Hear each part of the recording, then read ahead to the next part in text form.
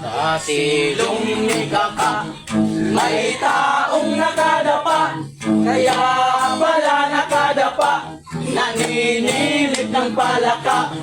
Palakang may buhok, ibig ay nakalubog, ang kulay nito'y itim, hindi naman sunog. Ako'y mayroong manok, galing sa Bukawin, balahibo'y kulot, mahaba ang bunsi. Kung ito'y lumaban, ay sa ating gabi, ang bawat matuka, nagiging butitin.